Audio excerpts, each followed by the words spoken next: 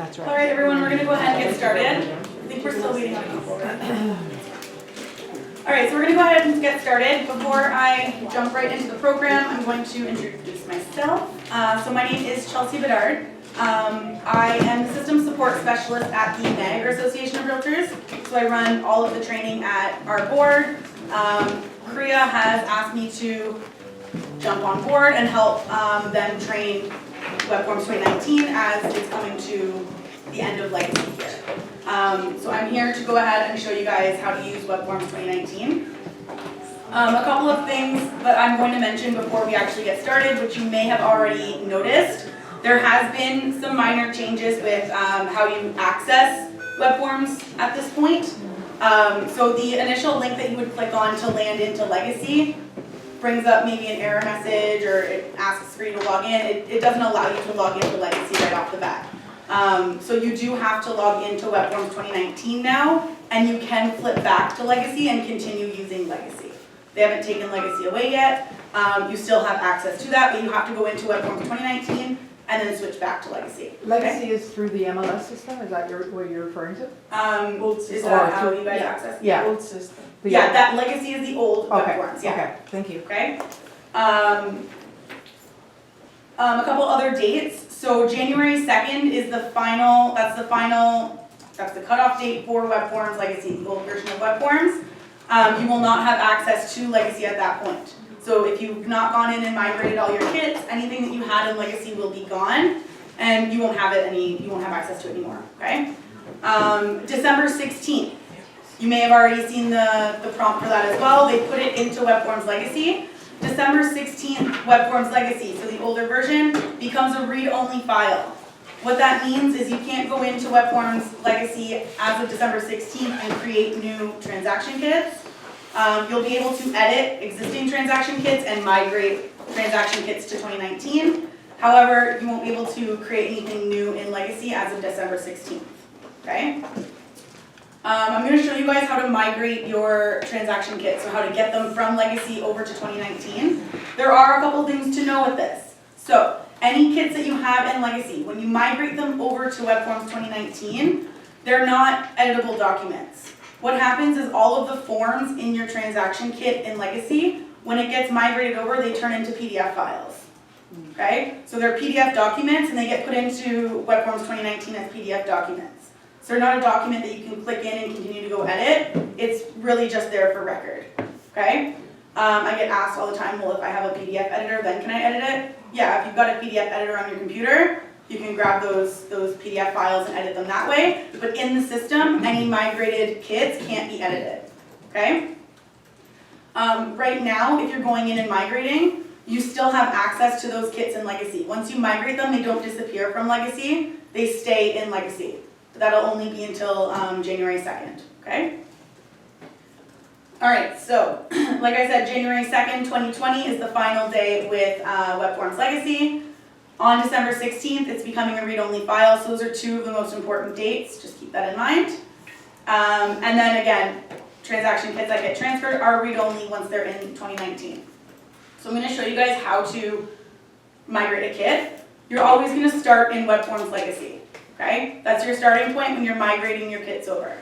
So once we have WebForms Legacy pulled up, you'll see this prompt up here. This is letting you know December 16th is becoming a read-only file. Okay? So in Legacy, your first step is to select your transaction kit that you want to migrate over to WebForms 2019. Okay? So I'm going to select this December 9th here. Can you do them all at once? No. So, it's extremely quick, yes I know, so it's extremely quick to do it. However, if you've been in the industry a while and you've got a lot of kits that you want to migrate over, there's no button to select all and migrate them all. So that can take a little bit of time, because you do have to do them one at a time.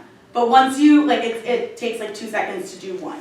So if you're just doing them all, it won't take too long, I hope. But yeah, unfortunately there's no way to select them all and migrate them all over, okay? So when you click into the kit that you wish to migrate, you'll notice there's a blue banner up at the top, letting you know that it's not yet been migrated to WebForms 2019. So right away, clicking into your transaction kit, you can see whether you have or haven't migrated that kit. This one hasn't been, So I'm just gonna scroll down on the left-hand side, below the apps section, you're gonna see a send kit to WebForms 2019 button. Once we send it, is it gone? No. No, we No, can still you go can back send it, and yeah, if you edit. send it, it's still in Okay, Legacy. You can delete it out of 2019 and it'll still be here, thank you. okay? So I'm gonna go ahead and send my kit over to WebForms 2019. I just click the button, the page will reload. And then my banner up at the top turns green, indicating that the kit has been migrated over. Okay? So it is a super quick process, but if you do have a lot of transaction kits that you need to migrate over, it can become a little bit of a lengthy process. Okay? Why do people want to move all of them? Yes, Question. so I get that all the time. It's really personal preference. So I have agents who, as they complete the offers, will save them to their computer, right? They save the package to their computer as PDF, or they're simply just done with it, they don't care about it anymore, it's over. Others want to keep it all in one file, they want to keep it all in WebForms. If you're that type of person, you might want to keep it all together. That would be the only reason why you want to migrate them all. But if you've been saving them to your computer, if you're like some of my agents who save them to your computer, maybe you don't want to spend this time going through and migrating them all to 2019 because you're really just duplicating what you've already done to what you've already saved to your computer. But it's really just a personal preference, okay? Any other questions so far? Can you tell just by looking at your list if it's been migrated, or do you have to open each kit? You have to open the kit, yeah. Okay, so I'm gonna show you guys what it looks like now in 2019. So in this kit, I had 3 forms, and I did pull from an MLS number, so there's gonna be some data put on there, but I didn't spend any time going through and actually filling it out. But I'll show you guys what the forms look like in WebForms 2019. So Legacy, there's a button up here, switch to WebForms 2019. This is how you can flip back and forth. And this is WebForms 2019. Okay? It's okay if your screen looks a little bit different than mine. I'm going to talk about that in a minute. But I can see under my transactions section here, my December 9th migrate, the one that I just migrated from Legacy, is here. If I click into it, I know I have 3 forms. The form section is empty. This throws a lot of people off because people are going to say, well, what happened to my stuff? Did it just not carry over? It did, but remember that it carries over as a PDF document. So it's not going to be under the form section. All of those forms are under the document section of the transaction in 2019. Okay? So if I click into my agreement of purchase and sale, I can see the form, all of the information that you guys put in would all be here, but you'll notice I can't go in and edit it. Okay? You can still send it off, you can still email and print and whatever else you need to do, you just can't click in and edit it. Okay? So anything that you're working on, like if you're starting something December 15th, okay? Well, no, that's a bad example. If you're starting something at the end of the month, okay, because Legacy is done January 2nd, if you're starting something at the end of the month and you don't think that it's going to be completed by January 2nd, maybe just start it in WebForms 2019, okay? Because you will lose that information if you don't migrate it over. And if you migrate it half done, you won't be able to finish it in 2019, okay? Any questions about migrating the transaction kits? I have a question about the documents section. Sure. Is it just all the documents from all the kits that you migrated go in there in an unorganized way? Or Not in the actual transaction. So if you click in, so in WebForms 2019, if you clicked into your transaction Yeah, and look at your documents, yeah. all of the documents from said transaction kit would be there, Oh, yes. okay. But from here, it's just all the documents. Okay, Like from, if you click on the side menu, yeah, we'll get into that, sorry. okay? All right, so we're gonna start kind of dissecting WebForms 2019. There is a lot in this program, a lot that you're probably gonna wonder, why would I ever need to use that? I don't know the answer to that, but if you need to use it, it's there. What I'm really gonna spend time showing you guys how to do is create that transaction from front to end. So going in and creating a transaction from scratch. And then I will show you guys the template functionality. So are any of you guys familiar with the templates in WebForms Legacy? Yeah? Okay, so there are templates, pardon? Yeah, there are templates in WebForms 2019 as well. So I will show you guys the templates after we've already created a transaction from front to end. We'll create a template and then we'll create a transaction using that template, okay? That's really all I'm gonna focus on here, and then I'll talk about all of the little extra stuff along the way, okay? All right, so right off the bat, when we get into WebForms 2019, this is our member dashboard, okay? So again, your member dashboard might look different than mine. You might not have the same type of information on the homepage, and that's okay. This member dashboard can be customized, so you can set this up to however you like it. If you are one to just want everything thrown right in your face, so you can just click into absolutely everything, you can have it set up that way. If you're someone who doesn't like the clutter and only really wants what they're going to use in the homepage, you can set that up as well. So to go and set up your homepage, up at the top on the right, there's this little lock. Okay, this is to lock or unlock your dashboard. Right now the lock is locked, so you can't really move anything around on your dashboard. If you unlock the lock, you get this drop-down menu full of different widgets, and then you'll notice that you can click and drag your stuff around on your homepage. Okay? So you can set everything up to however you like it. If maybe you don't want all of the forms showing on your dashboard, you can close it out by clicking on the X, and then you don't have it. If you wanted a quick click into creating a contact, this create with two heads is to create a contact, so you can click and drag it down to your dashboard, and then you have a quick click into creating the contact. And then these little green corners are to resize these widgets, so if you wanted them to be bigger, you can go ahead and do that, and then again you just click and drag to move them around wherever you want them to be. Okay? And anything on your member dashboard is really just quick links into whatever it is that you want. Okay? So I like to just have my create template on there. If you don't have a create template widget on your homepage, I highly suggest putting that widget on your homepage. I believe CREA has defaulted it to be on everyone's homepage, but if it's not, just put it there. What would you? Create template. So this little guy here. So it would it's up here. If it's grayed out, it's already on your homepage. Anything that's blue or green in this list are widgets that are available for you to click and drag down. Okay? So I'm just going to leave my homepage like this. I'm happy with the way that it looks. Once you are done formatting it to however you like, you can click on the lock again to lock it, and then you won't be able to move anything around. Okay? Any questions about the member dashboard? All right. So we're going to get into creating a transaction. There are two ways here that you can create a transaction. If you've got the transactions widget on your homepage, you can click right into create transaction, and it brings you your create transaction pop-up. Or what I'm going to do, I'm going to close out of this. And on the left-hand side here, you have a whole bunch of menu options. Looking at these, you probably don't know what any of these mean because they're simply icons and I can't tell you what a house is.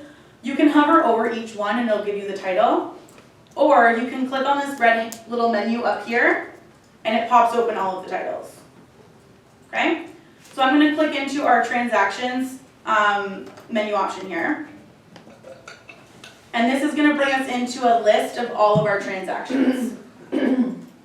So if you've got any that you've created here, any that you've migrated over, they will be here, okay? So right at the top, it gives you how many you've got. So I've got 35 in total here. There's a lot of different things that you can do for organizational purposes here. If you're searching for something specific, you'll notice that there is a search bar. So you can type in any keywords that would fall in the title of the transaction. So if I'm looking for anything from November, because I just title them based on my dates here, all of my November transactions will come up. Right now, when looking at this, it's in a listed format, okay? If a listed format isn't what you would like, you have the option to change it over to the grid, and it would be by clicking on this little 4 square button up here, the grid or list, and this is what the grid view looks like. So it's just the image, if there is one, and the title, okay? You also have a filter. So if you wanted to filter through all of your transactions, this is where you would do it. Come here and select the applicable options and select apply. And you have a sort button. So if you wanted to sort through them. Right now I've got it sorted date created. Maybe I want it sorted by last modified. So the ones that I've most recently modified are at the top. Okay? Now it's resorted. You also have a basket. This basket's going to become important throughout the tool. It's got different functionalities kind of everywhere we go. On this page here, however, the only functionality for the basket is if you're going through and cleaning up your kits and maybe you're wanting to delete some of the transaction kits that you've created and then you don't need them anymore, you can select them all and mass delete them out of WebForms 2019. That's really the only functionality of the basket. So I can select them. You have to be switched over to the list view to select multiple. And then you'll have this little select deselect button. So if I select these ones here, you'll notice that my basket turned blue. It adds the number 4. This indicates there are 4 transactions in my basket. I can click into it, and then my only options here are really to delete, or you can change the transaction status. Okay? Next to the basket is the add button, which we're going to touch in a second here, and then you've got your how do I. So this how do I is a link that links you into video tutorials on how to do really whatever. Okay? This how do I and the help guide, which I'll show you guys at the end, I highly suggest if you're feeling a little bit unsure about the program and whatever else, or maybe you get stuck with doing something, I highly suggest these video tutorials or the help guide. It's really great. So we're going to go in and we're going to select add and we're going to create our transaction. Okay, so clicking on add brings us to the same pop-up that we saw when we clicked on create transaction on the home page. It's asking for a bit of information here. However, the only bit of mandatory information is the name. There's a red asterisk here indicating that the name is mandatory. So we can put in a name. I'm just going to title it today's date. Okay. Below the name we have a template. So I'm going to skip over the template option for now, but we will come back to it. You have a type option. So this is really, again, just for organizational purposes. If you want to put a type to your transaction, commercial, condo, residential, whatever. I'm just going to select residential sale. And then you have import data. This is going to be a little bit different for you guys than it is for us. But you'll come in here, select source, find your board, put in your MLS number, and it'll import all of the data from the MLS. Okay? So it's much quicker than just ignoring this, going in and then having to fill out all of the details again. Okay? So if you are creating a kit off of an MLS number, use this import data. If you don't have an MLS number and you're just creating a listing, you'll want to just skip that and continue on. Okay?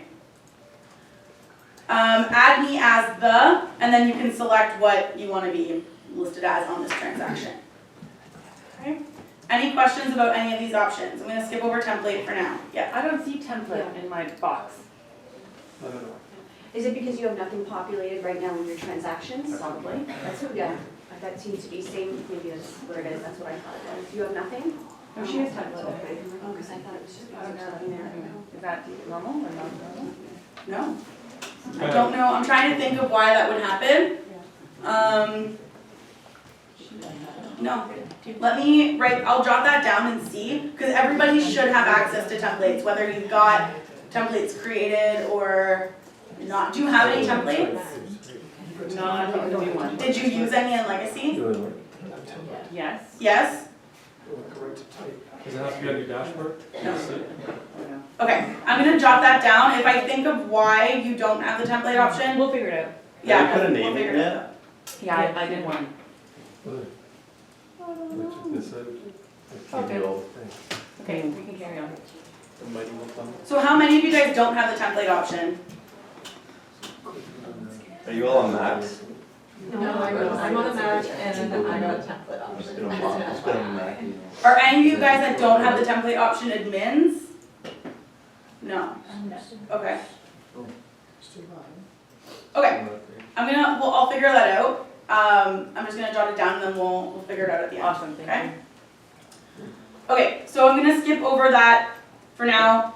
And then the last little option down here, use wizard. While you're getting used to the tool, I suggest leaving this toggled on. All this is a little side menu on the far right that's gonna help you navigate through your transaction kit. So I'm just gonna leave it toggled on, and I'm gonna select create. Okay, so if we had imported data from an MLS number, all of this information would be filled out. Okay, we didn't, so we'd have to go in and we'd have to fill it all out exactly like the listing input. Okay, we're just gonna say that everything is filled out. We imported from an MLS. Yeah. When it says it's required, that was not required. Did you select a source? So go back to where it says, does it say Toronto under? Yes. Okay, so go back to that and select none. If you select a source and don't put an MLS number, it's not gonna let you proceed. So if you don't have one, but you've changed it to Toronto, just change it back to none, and then you'll be able to click on create. What if you're creating a buyer representation package or a listing package, and you don't have an MLS number, but you're in Toronto? Then you wouldn't select anything, you would leave it under none, and you would go in and it would look like my screen right now, where you'd start putting all that information in here. You can leave it set to none, you don't have to change that. It's just if you're doing like an offer and you've got an MLS number, it's just way easier to import all of the data from that MLS, so you don't have to spend time going through and putting in the street name and the street address when all of that's already in MLS and can just be brought right over How automatically. about the clauses, are they in there?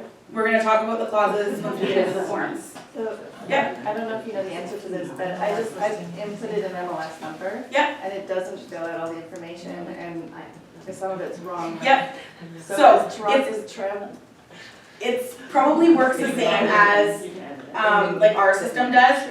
Right now, there is a little bit of flaws, I suppose, in the importing. It should import everything from MLS. I've never seen it import anything that's incorrect. If it's incorrect, double check on the MLS that they've got it, maybe they have it incorrect on the MLS well, as it's just well. some things in the wrong spot, so under frontage directly. Yeah, okay. It has the community instead. Yeah, so like the measurements are a little bit wonky. So with importing of the data, always make sure that, like go through and just make sure, because there are some times where you'll see that some stuff is in the wrong spot or it's not filled out when it is on the MLS. That's something that CREA is supposed to be releasing a fix for like now.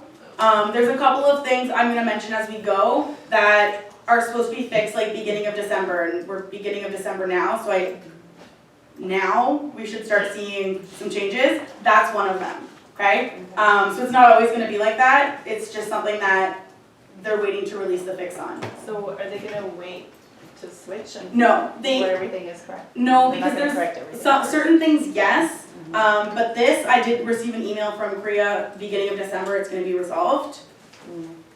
There was just no date on when. Okay. Sorry, super quick, maybe it's just, I'm No.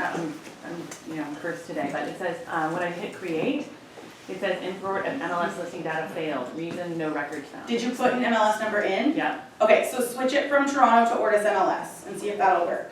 oh, just to MLS? So I'm gonna talk about this in a second too, actually, it won't work for you guys. Yeah, To what? do you have another, Or this MLS, okay. I don't know if that won't work for you. No, that didn't work. Anyway, again, we'll talk about that. That's that's something that we have to figure out for your board. With my board, it's a little bit different with importing and you get that error message. The MLS, it's active in your system, right? It's not my listing, I just grabbed one so that I could participate. But it's active. Yes, Okay. I'll double check. Yeah, double check, because it needs, okay. That's something I'll reach out about and I'll be able to give Daniela the answer. It's gonna be a little bit different with your guys, because with mine, we go into the Ortis MLS and we can pull that way. But you guys aren't a part of Ortis and I don't know, I'll figure that out. Okay. And then I'll be able to get Daniela the answer, Thank you. okay? Any other questions? What's Ortis? Okay, it's all good. Who cares? It's not really applicable to you guys at all. It's just all of the other boards coagulated into one, it's just a thing. Like Mac? Yeah.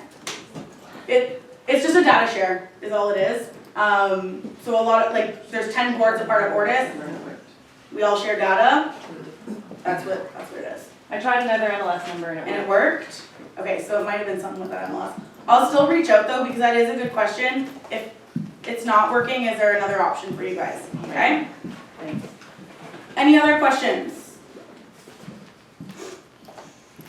Okay, So, have we imported data? Those who have imported data, you'll know that this information will be, you'll see on your screen that this information is filled out. If you didn't import data from an MLS, you'll be going through and filling it all out, right? So, I'm gonna skip to step 2 of 5, we're just gonna say this is all filled out. So we have our previous and next button up top here, and it tells us that we're on step 1 of 5. So we're gonna go to step 2, which is our transaction dates. So again, if you've imported your data, some of these dates will be filled out. If you're doing an offer, you'll want to put in the offer date and so forth. And we're gonna go to step 3. Step 3 is your contacts. Okay, if you've imported your contacts, you should have a bunch of contacts here. You'll have the seller, you'll have the listing agent, the listing brokerage, cooperating salesperson, cooperating brokerage, and so forth. You'll have contacts here if you've imported data. I have not imported data, so I just have myself and my brokerage. Yep. Can you import from anywhere, and is there a spreadsheet or a template that we need to use to upload contacts? So when you are importing data for the transaction kit, it's importing from MLS. So those contacts from, any contacts that are associated to the MLS number will be imported into contacts. If you need to add a new contact, so if you didn't import the data and you need to add a new contact, there's an add button here, and you've got a couple of options. So you can, sorry, give me 1 second. So you can create a new transaction contact. So this would just be to create a new contact in the transaction kit. You can add an existing contact, so any contacts that you already have in WebForms 2019, you can add yourself or add a contact from Google. There's no other method to import contacts, that's it. So I can go into my Google contacts and upload everybody if I You want? could, yeah. I wouldn't suggest doing that to this transaction, but in the contact section, you could do that, and then just from here and every transaction, go to add existing contact and select through that. So we'll talk about the contacts section after, but yeah, you could go into your contacts and grab everybody from Google. Put them all in there, and then when you're working on your transactions, just come in and add existing, and you're pulling from what's been added in WebForms 2019. Okay? Any questions about the contacts? Okay. So step 4 of 5 is probably the most important step, and that's the forms. Okay? So here are our forms. When we come into step 4 or 5, it's going to be empty. There's no forms here. We didn't use a template of any sort. We're creating this from scratch. So we're going to go in and we're going to start creating we're going to start adding our forms. Okay, so we'll click on the add button. And then we get this add forms to transaction with this huge list of all sorts of fun boards and everything else. Okay, your first instinct when you come here is to scroll down and find your board. So you probably scroll down and find Toronto Real Estate Board and click in. However, the only information in the Toronto Real Estate Board category are the input forms, the information forms. Okay, so this isn't really where you're going to want to go to find your agreement of purchase and sale and everything else. So I'm going to go back to individual forms. If you're interboarding listings, I don't know if any of you guys are familiar with interboarding, I would assume. If you're interboarding, you can find all of the input forms for any board here, okay? But where you're going to want to go to find all of your standard forms is the 2019 Ontario Real Estate Association, so the CREA category. You've got English or French, we'll click into English, and then you have a list of all of your forms, okay? Yeah. Could you not, at the very beginning, if you already know, say the form's number or anything like that, just go up to the search? Absolutely. And not have to click Yes. through the other? So there is a search bar. This search bar, you can be right here and you can just start searching. You don't have to jump in the category to be able to search for the forms in said category. You can pull a search wherever, it's going to pull the forms from every category. So with that being said, if you know what form you're looking for, so I'm just going to use working with Realtor, okay? I put in 811 because that's the form number. I know that form number, I put it in, and you'll notice that you get the French and the English version, okay? Because they both have 811. So just be aware of that when you're going through and adding your forms. Just make sure you're clicking on what you would actually need. Yes? Sorry, you may touch on this later, but is there a way to access the forms on a standalone basis Yes. rather than from the, okay. Yes. We'll talk about that. Okay, thank you. Okay. Okay, so you can search anything, you can search the number, you can search the title, so I know that I need a confirmation. I can put in confirmation, anything with the word confirmation in the form title will come up. So again, French and English, I would select what I need, okay? So I'm gonna go in, I'm gonna select my, some forms here. And then I need my agreement of purchase and sale. I get a lot of questions about the agreement of purchase and sale because when you pull up the agreement of purchase and sale, you'll notice that there's a 1-page, 2-page, 3-page, 4-page, 5-page, 6-page, okay? I'm gonna talk about that, but for now, I'm just gonna select the 3-page, and we're gonna talk about the why there's all these different pages in just a couple minutes. Okay? So I've selected 3 forms. What I always like to mention and kind of get my agents in the habit of doing is before just going in and adding them to your transaction, always just double check with your basket to make sure you didn't accidentally click something else along the way and you're not adding something else to your transaction that you didn't need. No big deal if you do, you can get rid of it super easily. It's just it'll probably frustrate someone if you get in there and there's a form that you didn't know you clicked on and it's there, why is that there? Just to avoid that hassle, I always say just double check on your basket. So if you click on your basket, it shows you the 3 forms that you've selected. That's good, and I'm gonna select add. Is it a known bug that it doesn't necessarily dump the information in there? Mine doesn't show anything I've added to forms. Is that a known? Like the import? No, the basket, because right now it's tallying what I put in. Yep. You put in, and mine doesn't have that, even though I've added 2 forms. So is that a known bug or no? Can you click on add and see if they get added? They've been added successfully. So they were already added? Yeah, they were already added. Yeah, so if they've already been added, then you go back to add forms, your basket's gonna be empty. Okay. Yeah, because you've already, it's basically like, Okay, got it. it's like shopping. If you've already clicked on add, you've already checked out, add stuff now to your basket, okay? Thank So it's really just whatever is in there while you're in this screen, okay? Thank you. No worries. So I'm gonna select add, and my 3 forms will now be in my transaction, okay? So from here, we're probably gonna wanna go in and start editing our forms, making sure everything's filled out, filling everything out. So I'm gonna click into my agreement of purchase and sale. Just quickly. Yeah. If now you selected 2 and you want the 3rd one, Yes, do you go to add or you go to previous button, which one? you would go to add. So if I've added 3 and I actually need an additional one, Yeah. I can go back to add, I can find the 4th form that I need and add it, Okay. okay? So you could hypothetically just do everything one at a time if you wanted, really up to you. Okay, so I'm gonna go into my agreement of purchase and sale. This brings us into the form edit. So there's a bit here that I'm gonna talk about. I'm gonna zoom up a bit just because those icons are a little bit small up there. Okay. So if you've imported data, you'll notice that some of the information has followed over to your form. So the seller name, the address, I believe, some of the information's populated over to the forms. Again, make sure that it's all correct and go through and fill it out if it's not filled out. Some of the things that we're going to talk about are these icons up at the top here, because there's a lot of different functionalities to the form edit.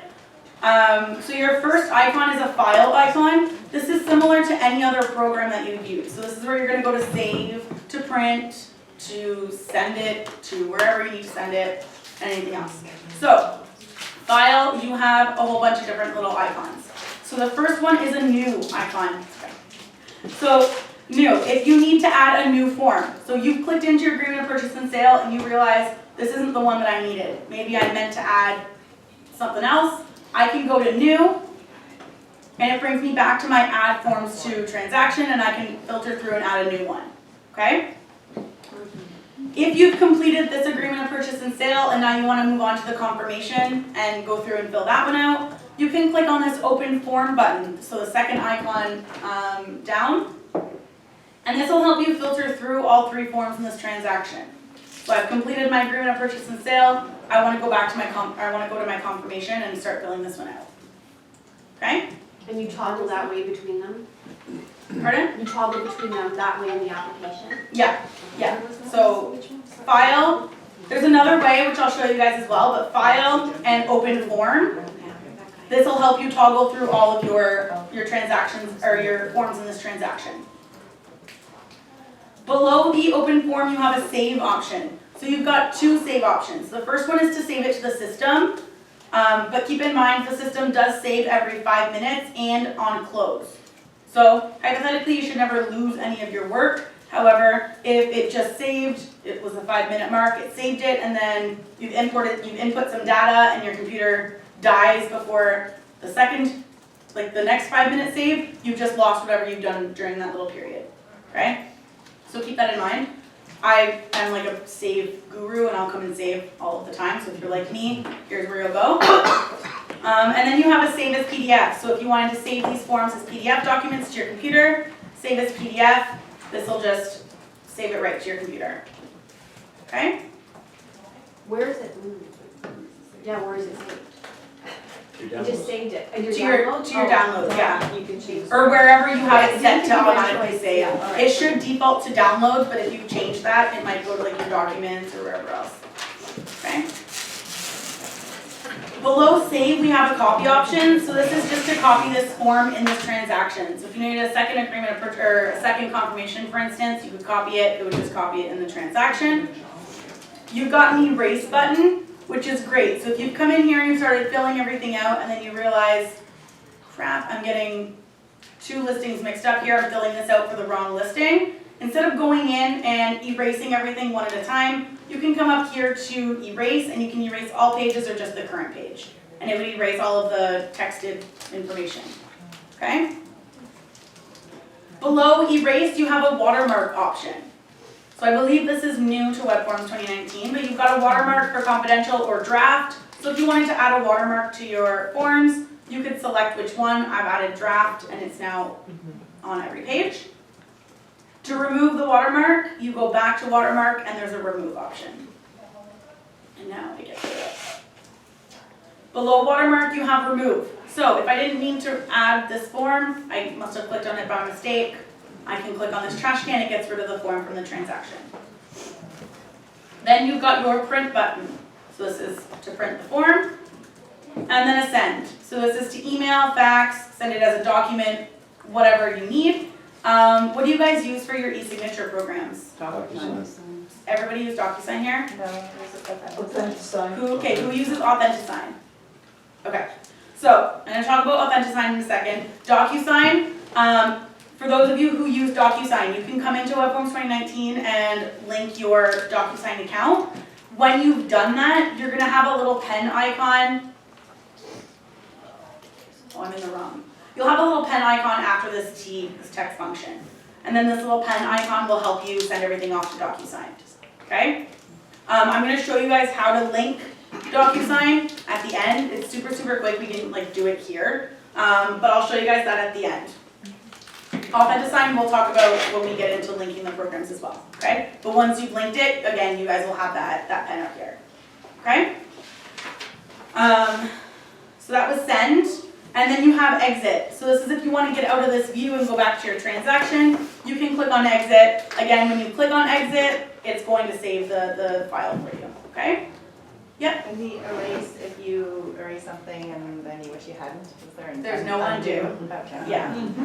Yeah. That's something that has been escalated to CREA because there should be an undo button. I haven't gotten any confirmation as to whether or not that's going to be something that's added, okay? So next to the file icon, you have a font option. So if the font's too big, too small, maybe you want to change the color, whatever it is, you can come to font and change it to however you like it. So you've got a style, you can select a style. You've got a color, these are your color options. I don't know, this is what I mean, why do we have this here? Who's gonna use magenta and yellow and okay? But it's there. And yes, if you print in color, it's going to print that color font, okay? So if you think that it's just making your life happy, you're going to use magenta. This is what makes you happy when typing all your forms in magenta, and then you print it. You're going to have magenta font on your We're forms, gonna be happy. okay? So keep that in mind. And then you have a size, so you can change the size, and then you have text functions, so uppercase, lowercase, or you can title it, okay? Now, with the font changes here, this only applies to this form. So if I come in here and I change the font color to magenta, because that's what makes me happy, and anything else, it's only going to be for this form. If I go back into my agreement of purchase and sale, I'm also going to have to change it there if I want it all to match, okay? There is a way in the setup to set up a default font, which I will show you guys when we touch base on setup, okay? But just keep in mind that anything that you change with font on the form is for that form specific, okay? Next to font, we've got our clauses. We're gonna come back to clauses. I'm gonna skip over this for a second because we're gonna take a little bit more time on clauses. I'm gonna finish up with these icons and then we'll come back to clause. Next to clause is another transactions form button. So I showed you guys you can maneuver through or toggle through all of your forms in your transaction by going to File and Open Form. You can also do it just by clicking on this house. Way quicker. You can click on it. Now it's showing me none. Oh, there we go. Okay, my 3 forms for my transaction are here and I can just toggle through. So I'm gonna go back to my agreement of purchase and sale. What's the basket for? The basket has different, it's different all the time, but it's basically where anything that you've selected, it's gonna hold those selected items in that basket. And then from that basket, there's always gonna be like different options. Oh, like copy or like if I want to use it. Yeah, in most cases, what you're gonna use it for is to go in and like send your, if you wanted to send these 3 forms off to DocuSign. Okay. You go in your basket, select them all, and then send it off to DocuSign, which we're gonna go over. But basically, anywhere that you see a basket, they're gonna have different functionalities. So in this case, it's like if you were, it's kind of like in the legacy version. So here, That's where you choose what you're downloading. yeah, so here, all it does really is puts 3, I've got 3 options, and then I've got my, if you've got your DocuSign or AuthentiSign linked, you have a pen here, in this blank spot, so I can go in and send all 3 of them at the same time. You can print, you can email them, everything else, okay? How did you get all those icons there? So you select all 3 of them, or however many, And then and then click on your basket. those icons appear? Yeah. Oh, I see, sorry. Yeah. Thank you. Okay? We're gonna talk a bit more about, once we're done creating the transaction, I'm gonna show you guys the basket. We're gonna talk a bit more about the options here. But yeah, it's got different functionalities kind of everywhere, okay? But this little house, this will help you toggle through those forms. Next to the transaction forms house icon, you've got pages. So this is really great if you want to navigate through your pages. I need to get down to page 6. I don't really want to scroll, okay, page 1, page 2, and so forth. I can come up to pages, click on page 6, and it brings me right down to page 6. So super easy way to navigate through all of your pages. I'm going to go back up to page 1, and it brings me right back up. Okay? Next to pages, you've got a little ambulance and a first aid kit. This is your help. So if you forget how to print, how to save, how to do whatever it is that you're trying to do, you can always click into the help. It'll bring you into the help guide where there's like little articles, step-by-step instructions on how to do like everything. Okay? Next to help, you've got a zoom. So you can fit it to your screen, you can zoom in or out, however you want it. And then you have some markup options. So, again, this is where I get asked, like, why would I ever need this? I don't know, but if you do, it's here, okay? So the first one is a strikeout option. So I'm just gonna write some information in here. This would obviously be real words, but I don't got time for that. So, we're gonna go to markups. The first one is a strikeout, okay? So if I click on the strikeout, I can now go and add lines and strike out certain information, whatever it is. Once you add it, it is like a click and drag text box essentially, so I can drag it around and put it wherever I need to put it, okay? You'll notice that my line is blue. You can also change the color and like the size of the line. So now I've got mine selected, you'll see this faint blue square around it. Once it's selected, you can right click into it and you've got a size and color option, okay? So I can change the size, that just kind of changes the thickness of it. And then the color, I can put it to whatever color I want, and then I can click and drag it to where I need it, okay? You also have a line option, so very similar to the strikeout, but this would be more so if you want to like strike out an entire clause or a page or whatever it is. You've got this line option and you can put that line through wherever you need to put it, okay? So again, once it's highlighted, you can right click, you get your little menu for size and color, okay? Below line, you have a highlight option, so if you wanted to highlight some information, I can click on highlight, I can click and drag, and it's just a text, so you can make it as large as you want it. You can format this however, and then you can drag it to where you need it to be. So now I'm highlighting this information. Again, once it's selected, you can right click, and then you've got a color and opacity option. So maybe I wanted to highlight in red, and I wanted it to be like 60%, okay? You can make that change. Next, or below highlight, I'm sorry, you have a redact option. So if there's something that you wanted to redact, let me scroll down. So let's just say this little stuff here, I want to go in and redact. I'm going to select redact, and then I can click and drag these stars. So right now, if you're looking at this, some of you may still be able to read this, okay? If you're using this functionality, like seriously, there's something that you don't want anyone to read, I would suggest maybe layering on a few of them to make it harder, because this here, like I can go in and I can read some of this. So it's not really doing what it's supposed to do. So if I add a second redact over top, it becomes much harder to read, okay? Below redact, I have annotate. So if you wanted to add text boxes, for whatever reason, you can click on annotate, click and drag, there's a text box here, so now I can type in whatever I want to type in. I can click and drag it around. If I right click, I've got background, font size, and color. Okay, yep. Maybe I'm missing something. Is there an opportunity, or is there going to be the foresight of CREA to upload an existing sign back into this program as a PDF editor? That's really the only time you would need any of this. Yeah. Like if I had a PDF that I could upload Yeah. to this, the editing function seems fantastic. Yeah. But why would I redact and offer that? That you're filling out. Like, is that what you mean? Yeah, Yeah.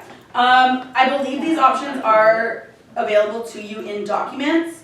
I'll double check once we're done going through this. I think that you can do all of this in documents, which would mean, yes, you could upload something from your computer and do all of this on there.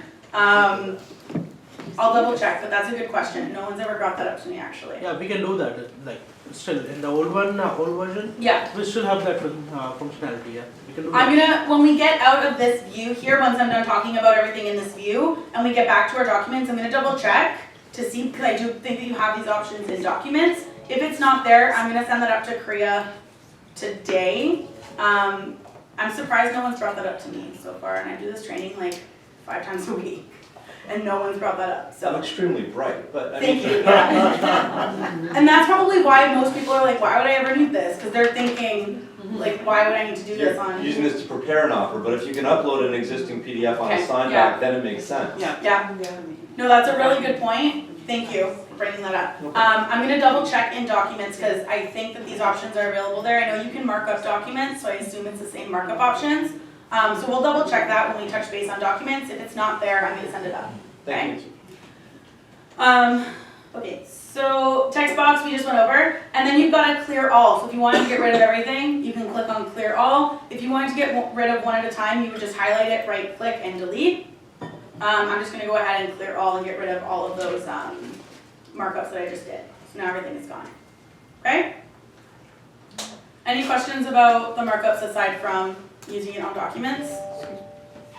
Sorry, Yeah. I cannot get back into the document. Are you on your transaction dashboard? Yes, Or do you see your 3 forms? I don't have one because I didn't do it when you were doing it, but Click it. this one, what, this one? This is the one you're doing right now, it's under documents. Well, I wasn't doing that, I had the.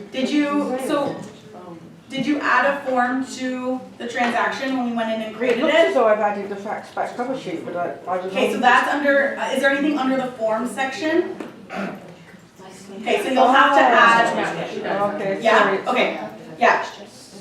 So you'll have to click on the form and then you'll be able to get into the Sorry, edit. it was off the screen. Okay, yeah, no, it's okay. Okay. Okay, so again, if you've got, have any of you guys linked your DocuSign? No. Okay, so once we go in and link the DocuSign, you're gonna have a pen icon here, which is a quick click into sending this one form off to DocuSign, okay? Next, you have an add and remove page button. This falls into the clauses. So we're gonna go in and we're gonna talk about clauses. Now, if you've heard anything about WebForms 2019, you've probably heard about the clauses and how they're kind of a pain in the butt right now, okay? But I have a lot of good news with this. So, in Legacy, when you add, let's say 15 clauses, right? 15 clauses aren't going to fit on one page. So in Legacy, when you add those 15 clauses, it'll fill up the first page, create that second page, add it to the second page, and so forth, right? In 2019, it doesn't do that, okay? So what'll happen? If you add 15 clauses, it adds it all to the first page and adds a scroll box on the page, right? That's useless because if we print, obviously, a scroll box, we're gonna have a bunch of stuff cut off and not showing up, okay? So that is what the system does right now. Okay, that is something, like that's probably the biggest downfall of this program. I haven't met a realtor who was like, oh, this is great, I'd rather it like this, okay? Everyone is upset about the way that this is working right now. So CREA has fixed it, they're launching the fix sometime now, okay? So it's going to be, the fix will be sent out before December 16th. So before Legacy becomes read-only, we're gonna see a fix with the clauses, okay? The reason why they're releasing this fix before the launch, before January 2nd, is because numerous amount of people have said, I'm not using this program until you fix the clauses because they don't wanna deal with it, okay? So that's fine. We'll see a fix soon with this. I don't have an exact date. They told me beginning of December. Yeah? If you have all of your clauses on like a Google Doc, can you copy and paste them? And will the paste roll over to a second page? Nothing is going to roll over to a second page. You can throw whatever ideas you have at me. There's nothing that is going to make your clauses roll over to a second page. Now, there's a workaround. I will show you guys how to work around it for now if you're going to be using the program. It's not the end of the world, but it is inconvenient, okay? So the first step to adding a clause, this is our clause button. If we click on this, we're gonna get this error message, a multi-line text box needs to be selected. What that means is you need to select the area where you wanna insert your clauses before going in and actually picking your clauses. So I'm gonna scroll down to our page 6, okay? And if I scroll out of here for 1 second, when we were adding the agreement of purchase and sale, there was the 1, 2, 3, 4, 5, 6, this is why. Okay, if you're adding 2 clauses is gonna fit on 1 page. You can add the schedule, or the agreement of purchase and sale, 1 page. Okay, but if you're adding 15 and you're unsure how many pages that's gonna take up, maybe you wanna add 3 or 4 pages, and then you can remove or delete the pages that aren't being used. Or if you need to add a new one, you can add a new page, okay? That's why all of those agreement of purchase and sale 1 to 6 page options are there. If I look at my forms right now, I have the 3 page, so I've got 1, so this is where my clauses would go, 2, and then 3. If I needed a 4th, this add page button up here, if I click on this, it would, do you want to add a new page to this form? Yes, it adds a 4th page at the bottom. But you need to add the 4th, Chelsea, before you go ahead. Nope. No? You can do that. You can do that after. Yep. So once you notice, okay, all of this isn't gonna fit on 4 pages, if you need to add a 5th page, you can do it after they've already been added. Okay? So, our first step to adding the clause, and I'm just gonna keep this zoomed out. Actually, I'll keep it zoomed in for now, and I'm gonna zoom it out so I can show you guys what it looks like on the page. So I'm gonna go to my page 6 where I'm gonna add my clauses, and I'm gonna I'm gonna click in this blank spot. You'll notice that there is a green box that highlights the blank spot. That's your multi-line text box that's selected. So, if you know all of your clauses verbatim and want to take the time to type them in, by all means, go for it, okay? If you have them saved to your computer and you want to copy and paste them in, you can copy and paste them in, okay? This is completely editable. It's a text box, so you can do whatever you want here, okay? So I'm going to go into my clauses. And then this little buddy here sometimes takes a little longer to load. So if you get stuck on the page only showing insert clauses with none of the 3 options, give it like a couple more seconds to push through. But this is what it'll look like once it's fully loaded. So you'll have personal clauses, office clauses, and system clauses. Personal clauses. If you have any personal clauses in Legacy that you've uploaded to Legacy, they should have carried over to 2019. So if you click into personal clauses, you would probably see them here. Okay? Office clauses. I get tons of questions about office clauses. These are managed by the broker of record. That's it. Okay? So, office clauses, these need to be uploaded and shared by the broker of record. So if you have any questions about office clauses, contact whoever you would contact here, okay? Would there be, for a Schedule B, for example, will that come into place here? If you need to add a Schedule B, Schedule B, No. listing. no, we're gonna talk about that after, Okay. okay? And then all of the system clauses are under system clauses. So again, you're brought to English and French, but similar to the forms, you don't have to click into any categories. You can simply go right to search, and if you know the clause that you're looking for, search the clause, okay? I'm gonna go into English, and I'm gonna go into, you'll notice there's a bunch of different categories here. It's all laid out. It's very simple, okay? I'm just gonna go into the deposits category, because I know that there's a lot of clauses in there, just to show you guys what happens when you add a lot of clauses. Okay, so I'm just gonna add all of these deposit clauses. Okay, so I've got 10. I'm gonna go back and add a couple more just to make sure. All right, so I've got 14 clauses now, okay? So again, same as forms, I always suggest double checking your basket and making sure that there's not something in here that you didn't mean to add, okay? So I'm good with this. At this point, I get asked all the time, how can I reorder them? You can't. You can't, okay? So you're gonna notice the more and more I talk about clauses, the more and more you're gonna get frustrated with it.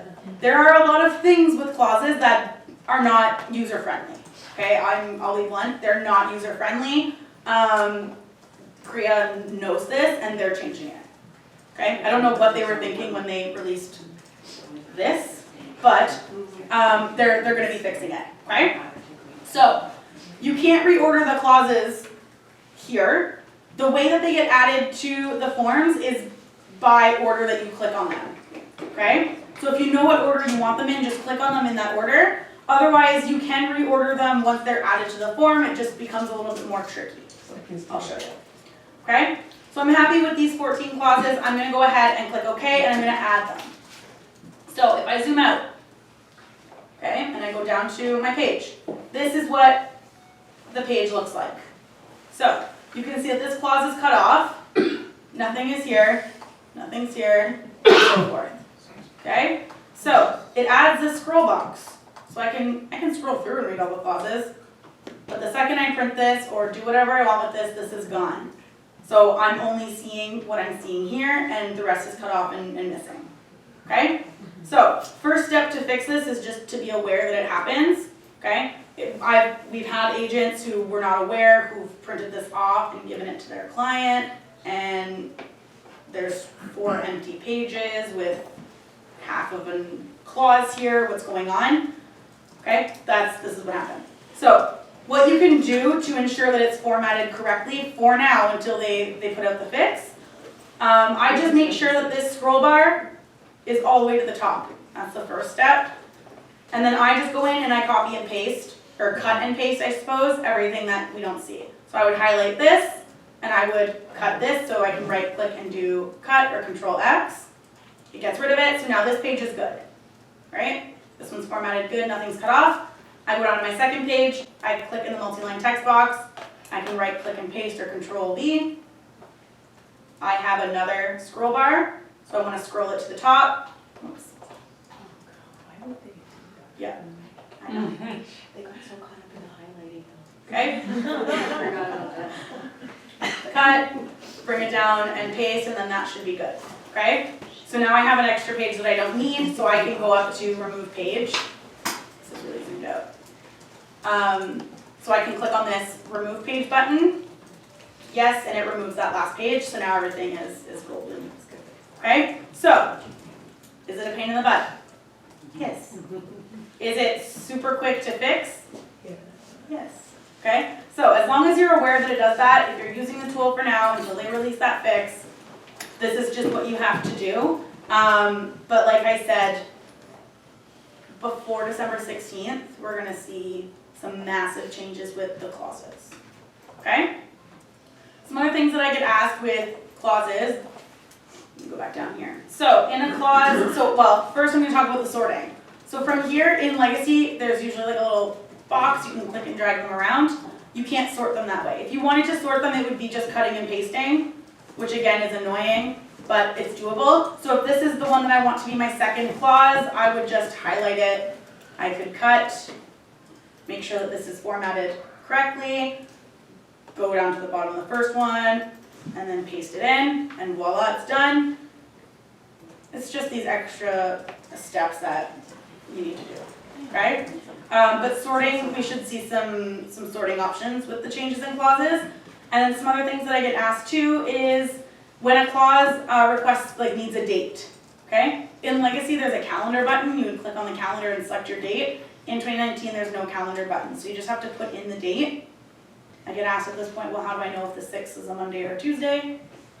Just look at a calendar. I don't know how you know what day of the week it is any other day of the week, but you would want to just check the calendar. Okay, every computer has a calendar built in. There's just no calendar button in the clauses. There's calendar buttons in the forms, so right here you'll notice there's a calendar button. Why they didn't create a calendar button for the clauses, I don't know, but there isn't one in clauses. Chelsea, when they batch through all the fixes, will there be a systems outage? No. Okay. No. Any other questions about clauses? Okay, so sorry, go ahead. When you originally had all of the clauses on the first page with the scroll bar, the box appeared to be red, indicating that there was an issue. Is that a coincidence, or does that happen every time there's too much on one page? When there's too much on one page, I've noticed that it goes red, but it still lets you cut and paste and do whatever you need to do. So I'm not entirely sure why it goes red. I think it's just because it's indicating that there's a scroll bar, and it's kind of, I assume they think that that little faint red line is like an alert. Some people don't even notice it, but you can still do whatever you have to do with it, even though it's red. Okay? All right. I don't remember what I was going to say now. Oh, what I just showed you, so cutting and pasting and formatting it, whatever, those things you're not going to find in the help guide. So just practice that, maybe remember it. There's no help guide for that, unfortunately. If you run into any trouble, I guess reach out to each other. You can always give CREA a call as well. CREA's customer support is fantastic. I don't suggest emailing them though. Just call them. Okay. But their call time there's no wait time, so you don't have to worry about waiting forever and ever. The most I've ever had to wait when calling CREA was 5 minutes. Have you guys had to wait? No, she was just saying until. Oh, I thought up till now. I noticed that they just released a new option, press 4, this is about WebForms. So maybe they've got more calls coming in and different whatever. But I've never had to wait any more than 5 minutes on hold when I call them. But that's also just during business hours, right? So if Yeah, you're so doing they've that actually for at night- extended their business hours for now, until I don't even know when, leading into January. So they're typically open 8 to 8, so 8 a.m. to 8 p.m. Monday to Friday. But now they're open 8 a.m. to midnight Monday to Friday, and then I think 8 a.m. to noon Saturday, Sunday, or something like that. So they are open on weekends as well. I got an email about it. I'll double check, but I know it's 8 a.m. to midnight Monday to Friday. Okay? Any other questions about the clauses? Any questions about anything that we did on the form edit? Okay, so my forms are good, they're filled out, I'm happy. I'm going to go to my file and I'm going to exit to go back to my transaction. Okay, remember that when you click on exit it does save, so all of my clauses will be saved to my forms. Okay, so I'm now brought back to my step 4 of 5, which is my forms. I've completed all of my forms, I want to move on to step 5. Where's the exit, sorry? Yeah, so under the file, Okay. and then right at the bottom there's an X. Yeah. the bottom here. So how do you, if you don't have clauses that you've transferred over from the old version, but you want to create your own Yep. list of clauses? how do We'll you- talk about it. Oh, okay. We're gonna talk about it. Great. Okay, so we're gonna go into step 5 of 5, which is documents. This is the last step of the transaction. So I'm gonna select next, and I'm brought into documents. How many of you guys have this fax back cover sheet? How many of you guys with that fax back cover sheet actually fax? No. Okay, so when we get into the setup, I'll show you how to turn that off. It defaults to on, so we can turn it off. I'll show you when we get into setup, which will be coming up. And then you just won't have that in any of your documents, okay? But documents, so this is where any of those Schedule Bs, this is where you're gonna wanna put them, okay? If someone emails you a Schedule B, they email it to you, it's a PDF document, probably, yeah?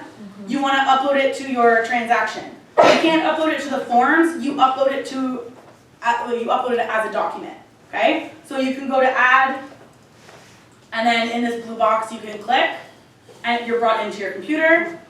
So you can now go into your computer, wherever you saved that Schedule B, find that Schedule B and add it to your transactions, okay? To the same transaction we can add it?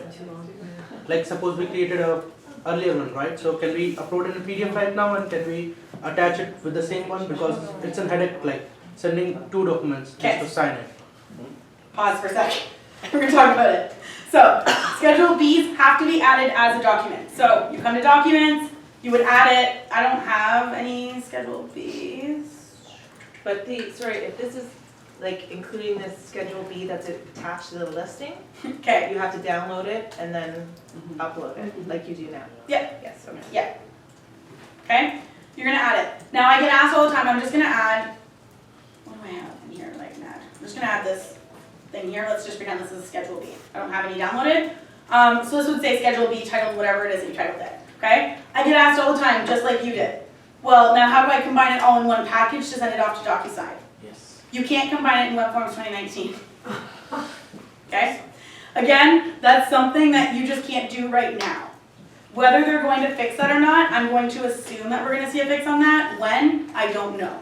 Okay? But you can't package it right now. However, those of you who use DocuSign, you can package it in DocuSign before sending it off to your client. Okay? So you can send both of them off. So send the document, send the forms in DocuSign. I'm not sure how you do it. I don't have a DocuSign account. But I've been told that you can combine it all into one package at that point.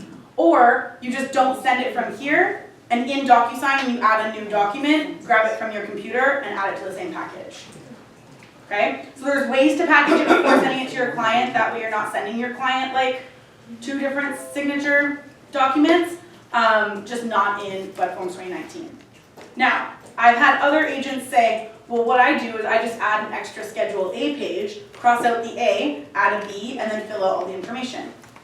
If you wanted to do that, so it's all combined into one, by all means, but that's just like Work. really extra non-necessary steps, okay? But that's something that you can do if you really just want it all in one thing in WebForms, okay?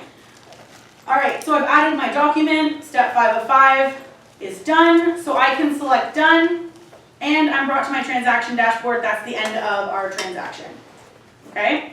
So that's a lengthy process. There's a lot you have to do. You have to create the transaction, you've got to import or maybe not import the data. You have to fill out the data if you haven't imported. You have to add your contacts, you have to add your forms with your clauses, fill out the forms. You have to add your documents if you need them. It's a lot of steps, okay? Templates are going to save you like 90% of the time, okay? So we're gonna go in and we're gonna create a template. It's really the exact same steps that we just took. So I'm gonna kind of go through it a little bit faster because we just did it all. I don't wanna spend too much time explaining to you everything. But what we're gonna do in our template is we're going to add forms, we're gonna add some clauses to our forms, and I'm gonna add a document just so that I can show you guys how it carries over. I'm not gonna add any contacts. The reason why is if you have yourself added as a contact in WebForms and you add yourself to templates, you're gonna pop up twice on every transaction. So I don't recommend adding contacts to templates, because your contact information will already populate on every transaction. So there's no sense, and then you don't wanna add like the listing broker, or the cooperating salesperson, because it might not be the same Right. person, so there's just no point in adding contacts, but if you are creating a template that requires contacts, you have the ability to, okay? All right, so we're gonna go back to our member dashboard. Now, I'm gonna tell you the reason why I advise to put this template option here, okay? Create template, this is our quick click into creating these templates. Prior to this being on everyone's dashboard, no one knew that templates was an option in 2019. Okay, it's hidden. So now imagine coming into a brand new program, you're already kind of stressed out about the change, and now you don't have the ability to make any templates, right? People weren't very happy. Templates has always been an option, it's just hidden, okay? So without this template button on your homepage, I'm gonna show you how to access them, but I highly recommend having this on your homepage, okay? So to access the templates, you can click here, or you're gonna, on your left-hand side, click on the setup. And then within this list, you see transaction templates. Why templates fall in the setup, I don't know, but that's where it is. So we can click into this. Whether you click into this or you click into the create template, you're brought to the same page. So this is our starting point to our templates, okay? This lists us all of the templates that we've already created. So if you have any, you've got templates here. And then you've got some sorting and some filtering options, and I'm gonna select add to create a new one, okay? So why would I already have templates in my template list? Did you have any in Legacy? Apparently I did. Okay, so there's two reasons why you may already have some here. If you had any in Legacy, they would have carried over. If you have anyone in your office who has created some and shared them to members in their office, you might also be seeing someone else's template. Can you unsee them if there's some Yeah. that appears to be too many and you don't? Yeah, so under filter, you can switch to only see mine. So switch yours over there to mine and see if you still have some. Sorry, Under filters, this little funnel up here. Okay, yeah. Oh, yeah, all mine Maybe officers. like proactive. So did you click on mine? Yeah. And they're still there? Yeah. So those are yours. Okay? So if you didn't want to see everyone in your office's stuff, you can come here and just switch to mine, and you'll only see the templates that you have. Okay? All right. So I'm going to click on add, and we're going to create a template. So again, the only mandatory field with this template is the name. So if you're doing a template for a residential sale, or whatever other template type you want, maybe that's how you want to title it. It's really up to you. I'm just going to do this December 9th template. No. Okay, so that's a good example.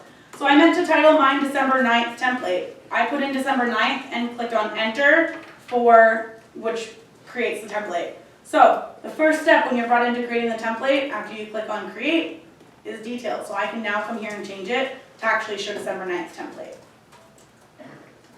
Okay, you have a type option, so you can select the type. So this is for residential sale. And then if you need an extra description on top of what a residential sale is, you can put that in there as well. Up to you. Okay, I'm happy with my name and type, so I'm going to click update. Okay, so my detail information is done. What I like to do to be able to kind of flow through things easily is just hide the detail information because I don't need it. So if I click on detail, it hides the information. And then I can see all of the different categories for my template. So I mentioned all we're going to do is add a document and add forms and add clauses to the form. Okay? So I'm going to go into my documents. If I click on it, it's going to show empty, none found. I'm just going to click on the plus. So very similar to when we added a document to the transaction. You can add a folder, add a document. I'm going to add a document. I click into my computer. I grab whatever it is that I need. And it's now added to my template. Okay? Yep. Nothing happens when I click there to go into my computer. Same thing. Like when I click on it to upload from the computer, nothing happens. It didn't happen to me either. I have to drag and drop. But when you click in this blue square, it doesn't do anything. Yeah. Can you close out of it and try again? Mine worked when I clicked on the blue square. click on the blue square. Not the, That's where I'm clicking. yeah. What do they want to do? So if you want to add a section, Yeah, not working. Not working? Okay, I'm gonna look at that with you before I leave, and we'll see what's going on there. Yeah. Okay? Is anybody else having issues when clicking in the blue square? Yeah. Okay, so I'm gonna look at that with you guys before I leave. Thank you. Okay. Okay, so we would click, we would add from our computer, and we would be done and click on save. We have our document added to our template. I'm now gonna go down to forms, I'm gonna add my forms and add my clauses to my forms. So again, I'm clicking on the plus, I'm being brought to the same steps that we did earlier when we added the forms to our transaction. So I'm gonna go into my 2019 Ontario Real Estate Association, or I'm simply going to search the titles, even quicker.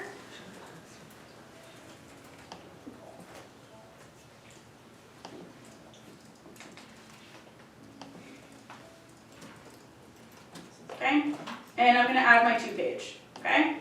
So I'm gonna add, so now my 3 forms are added to my template. I wanna go into my agreement of purchase and sale and add my clauses. So same steps that we took earlier, I'm going in. None of the data in the form you're gonna wanna go in and start filling out, right? You don't wanna start filling out a buyer or a seller or whatever else, because that data is gonna stay in the template. Anytime you use the template, that seller name is going to be there. That's probably not gonna be the seller of all of your listings. So or does all it of your remain offers. editable? Pardon? It doesn't remain editable once you've created it as a template? Yeah, It does?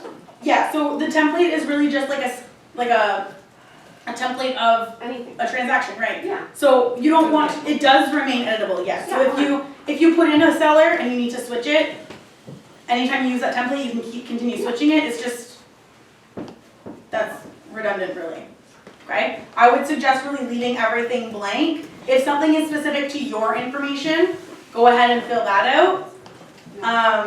But none of this stuff you really want to fill out because it's going to change depending on every offer that you do. Yeah. Okay?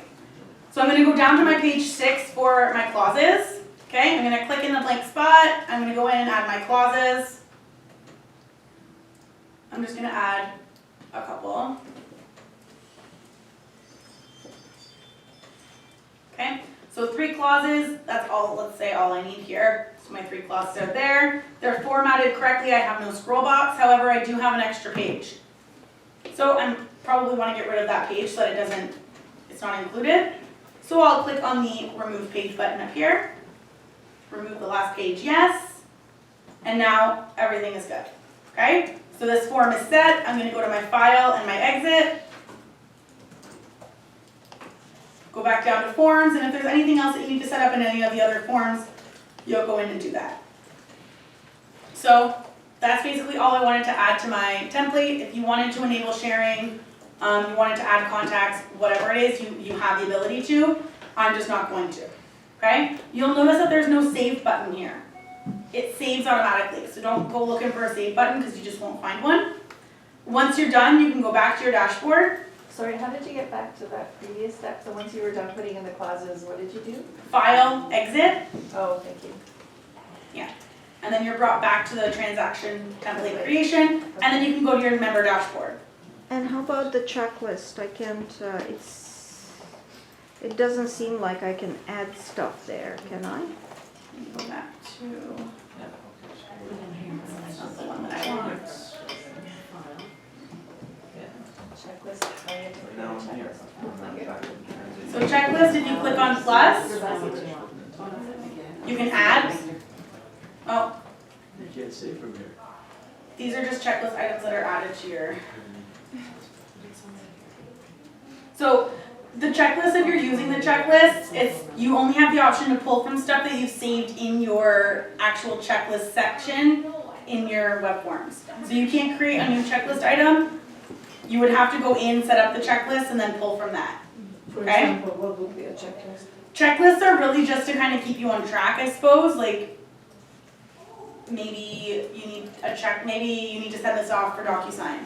You can add a checklist item to a transaction, it still needs to be sent off for DocuSign, and then you can check it off when it's complete. I don't think it's used very often, but it's really just to keep you like on track with your transactions, yes. Will your checklist link to your calendar and send you reminders? Yes, it should. Google, it should link to your Google or Outlook, yeah. Okay. When I opened this new system, I had a lot of forms that were not mine. Forms or transactions? Transactions that were not mine, Yeah. from other agents. Yeah. So how did that happen and how to prevent that? Transactions, because you can set up sharing. So you can create a transaction and share it with everyone in your office. So Okay. the agent So, did that, I guess. yeah, so agents might have done that, you're seeing everyone else. When you are in your transactions, so on the house, in your transactions area, you can filter through to only see mine. So right now I'm seeing all, so if anyone in my office had shared transactions, I would see them. If you only want to see the ones that you've seen, you can click on the house. Okay. Up at the top, there's this little funnel. And then under owners, all mine are shared.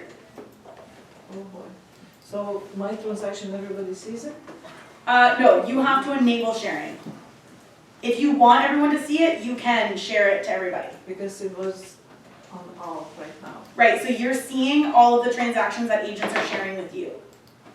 Okay, so switch it to mine, and then that's only going to show you your transactions. It will get rid of all of the shared transactions with you.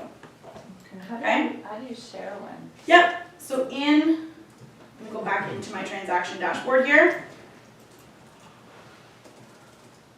So there is transaction dashboard. There's a lot of options here that I was going to talk about after, but since we're here, I'll just talk about them now. Any transaction you can click into, you're brought to your transaction dashboard. This little stoplight menu up at the top here, there are a lot of options here. Okay, so you can delete a transaction, teams and share. This is how you would share it. So if I want to share this transaction with members of my office, I can go to Teams and share. I'll have all of the members of my office here and I can share it with whoever I want. It says that I haven't set up any Teams share, so that has to be set up somewhere else first, I guess. Did you? Go here to create. Yeah. Okay. You might have to go in and It's create. more, I just wanted to not share one accidentally. No, you won't. You have to go in. You don't have to worry about sharing stuff accidentally. You have to go in and actually select to share it for other people to see it. You're not going to create something and then it's going to share to other. It's not going to. Unless you go in and take these steps and add who you want to share it with. And it will yada, share yada, yada, it'll share. one transaction at a time, or it will preset? All of them. You can preset to share them all if you want to in your settings, which we'll talk about. But when you're going into a transaction dashboard and enabling Teams and sharing, it's only for that specific transaction. Okay? I'm on my member dashboard. I noticed that you have a transaction dashboard, but I can't, it's the house. So click onto the house. Yeah, but And then select the transaction that you want to look at. It's confusing because there's two dashboards. There's the one on the right for the transaction, right? And then there's one at the top for everything. Yeah, so Transaction dashboard. this is your member dashboard. This is where you house like all of your quick links, right? When you click into your transactions, which is the house icon, you're brought to a list of all of your transactions, and then each transaction has its own dashboard where you can see an overview of the transaction, basically. So if I click on this December 9th that we created today, I can click on it, and now I'm brought to my transaction dashboard where I can see the detailed overview, the forms in this transaction, the documents in the transaction, and so forth. Can you share with a agent from another brokerage or has? No. in this, Okay? So another really helpful tip here. I get asked all the time. So I have a client who put an offer on a certain MLS number. That offer fell through. I've already created the offer. It fell through. How do I just go and switch the MLS information? I don't want to create a whole new I don't want to create a whole new transaction. It's the same information. The only thing that's changing is the address. Okay? You can do that. So here, I haven't imported, I didn't import from here, but let's just say I did. You could come up to your stoplight menu, and you'll see that there is an import data option. And again, this is within the transaction. So you first need to select the transaction where you want to change the imported data. Go to your little stoplight menu, import data. This brings you back to selecting your source and then inputting your MLS number. Okay? So, you guys will have to use one of your MLS numbers if you're doing this. I'm gonna use one of mine. One thing to keep in mind when you are doing this, if I go in and I change this, it's literally changing the transaction. It's not saving this transaction and creating a new one with all the same information, okay? So if you wanted to save this one as like a fallen sale, you'd probably want to duplicate it first and then import the data on the duplicated one, okay? So to duplicate it, same thing, stop menu, duplicate. You get to title it, so maybe this is, I'm gonna create the duplicate and this will be like the fallen sale one, right? So I can title this one like a fallen sale, whatever it is, however you guys want to title it, I'm going to save it. So now I'm in my fallen sale. If I go back to my transactions, so I go back to my house, you'll see that I have this December 9th, the one that we created this morning, and then this duplicate December 9th fallen sales, the one that I just duplicated, okay? So this one I don't want to change. I don't want to change the MLS data on this one. So I'm going to go into my December 9th, and this is the one that I'm going to change the MLS data. So I'm going to go up to my stoplight menu, import data. You're going to select your source, so Toronto. And then, give me a minute, I'm just going to grab one of my MLS numbers here.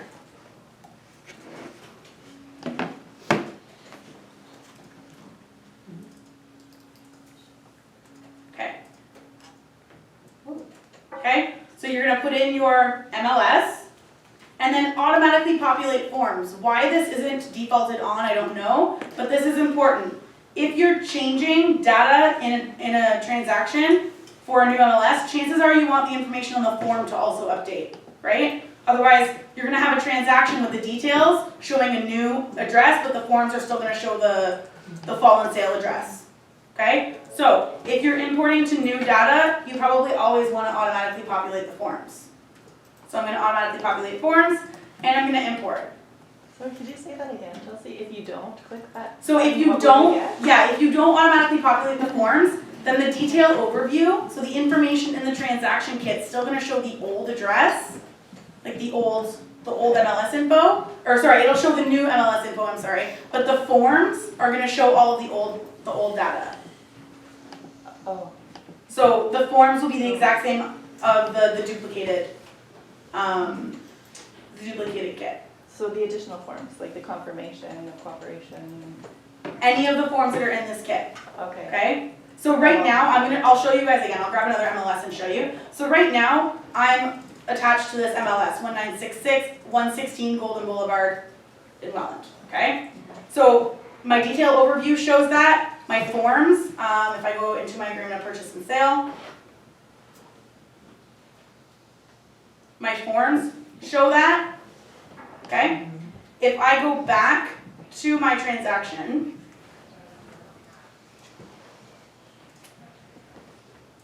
grab a new MLS. Okay? I go back to my transaction, I'm going to change the MLS data now. Okay? I'm going to go back to my import data.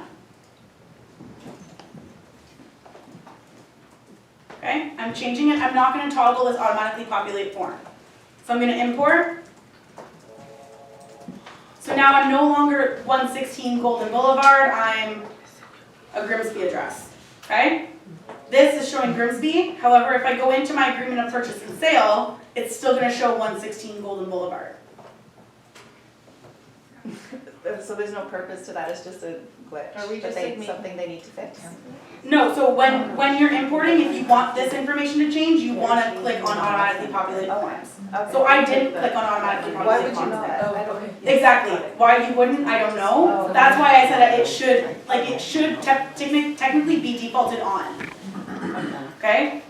So whenever you are importing, you probably always want to click on that automatically populate form so that this data changes along with the transaction data. Okay? All right. Any questions about the duplicating, the changing the MLS, and whatever else?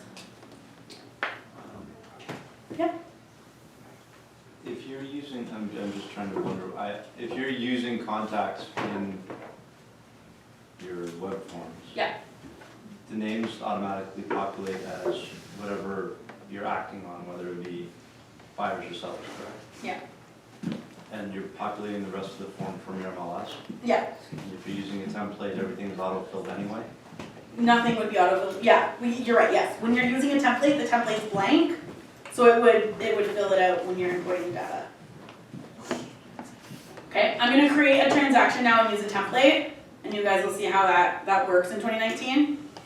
So I'm gonna go back to my member dashboard, okay? And this morning when we created that initial transaction, we're gonna basically do that again, okay? So our first step to creating that transaction was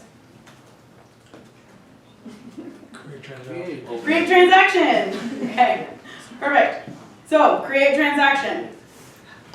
We're brought to our create transaction pop-up. We did this morning. So again, we're gonna title it. I'm gonna do December 9th with template, because I'm gonna be using a template this time.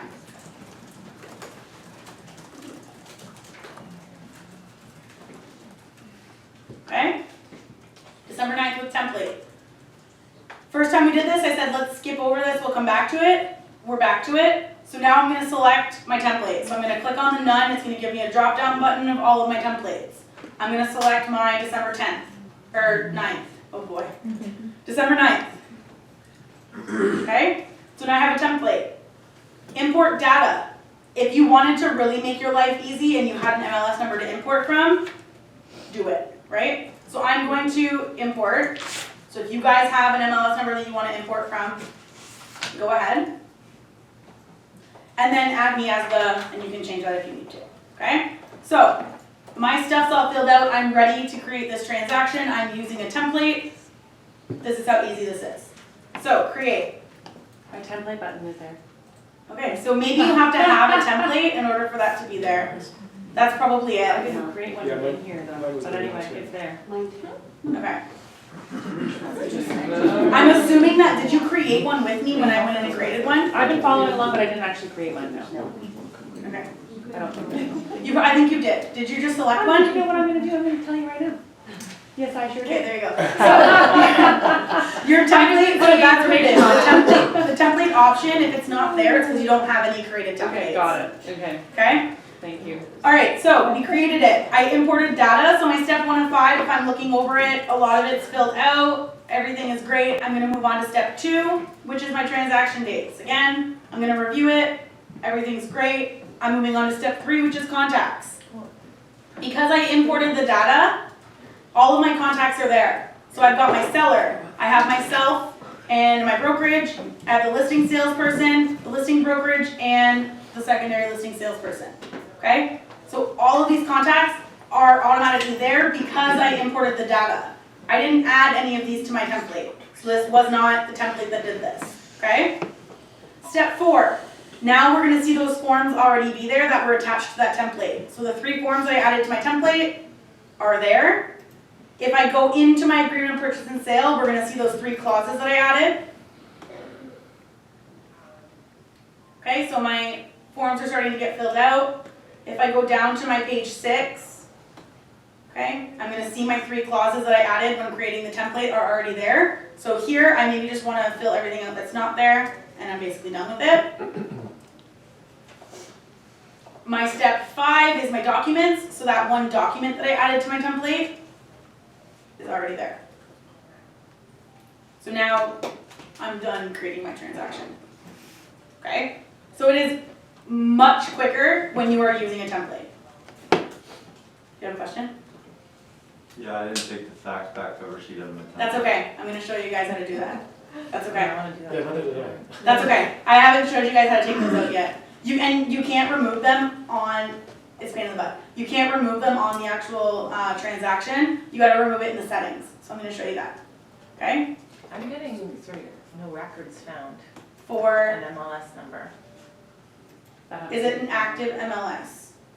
Okay, so that's that's something that I'm gonna have to reach out about to see what your board is supposed to do, Okay, when that happens. Okay? okay. When do you use the wizard and when do you not? The wizard, all the wizard is the side menu.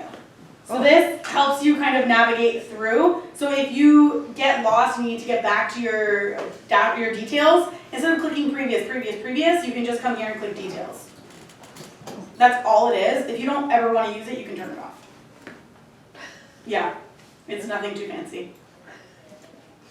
Okay? So any questions about creating the template creating the transaction with a template? Everyone understands the template thing? Okay. So now I'm going to get into some of the settings, because there's a lot in the settings in WebForms 2019 that you can go through, and then we're going to link our DocuSign, and I'll talk about AuthentiSign. Okay? So along the left here, there's lots of options. Again, you can pop open this menu to see what they are. So we've already talked about forms. This is where you go to see your forms. Somebody in this room asked earlier, how do you create a standalone form? Okay? This is how you would create the standalone form. You would come to your forms, you would select the form that you want. So if I'm doing an agreement of purchase and sale, right? I can click it, and new, and then you have create new form, start a new transaction. So this would start your form with your transaction and you do it all at the same time. You can create a new standalone form, so if you just wanted the form, or create a new form and add it to an existing transaction. You've got 3 options. So standalone form, you can click on that, and then you can click into it. You can actually go in and fill it all out and do whatever you gotta do. But this isn't attached to a transaction, it's just the form. Okay? And it's not gonna load now.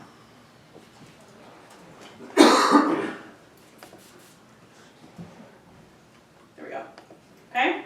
So if you are doing like an inner board, you'd want to create a standalone form for like the inner board. If you're filling out the information, the input form, you would create a standalone form, fill it all out, and then be able to save it to your computer. Okay? Below forms on the left-hand side, we have documents. So if you wanted to upload the documents that you're going to use, you can upload them into your inbox folder. So I've got a whole bunch of different documents here. To add them, you just click on add, and then you're brought to the add new document, and then this blue bar where you grab it from your computer. It adds it to WebForms. This isn't adding it to any transaction. Okay? Below documents, we've got our tasks. So tasks I didn't really talk about. I don't think it's really heavily used, but I'm going to briefly go over it. This is if you need to task anything out to like anybody. So if you've got a personal assistant, you want your personal assistant to send something off to DocuSign for you. You can task them through WebForms to do it. They'll get notified. So-and-so tasked you to send Kit off through WebForms. They can go ahead and send it off to DocuSign, whatever it is. You can task other people to do things. Okay? Anytime you task anybody, they're here. If you wanted to add a new task, add. You're naming it, adding a description if you need to. There's a due date, and then anybody from your office will be listed. You can select them, click on the shared with, and they're now under the shared with, so they're going to get notified of that task. Okay? Below task, we have faxing. So, if you ever need to fax, here's where you'll do it. Contacts. Lots of questions about contacts. This is where you're housing all of your contacts in WebForms 2019. Okay? So, if you wanted to add all of your contacts to the system, and then when you're adding them to your transactions, just clicking on Add Existing, these are the existing that you'd be adding. Okay? So to add your contacts, you got Add, and you have Create Contact or Add Contact from Google. If you wanted to pull all of your contacts from Google, you could do that. They would all be housed here in the Contact section. And then on each transaction, when you're adding them to the transaction, you would click on Add Existing and select which one. Can we import any of them from WebForms? I believe they should have already come over. No? Okay.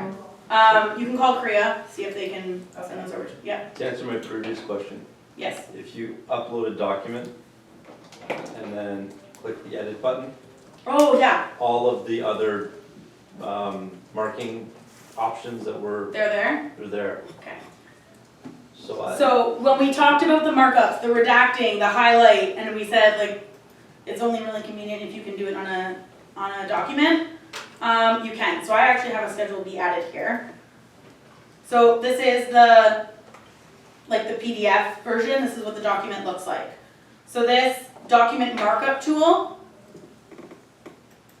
you can.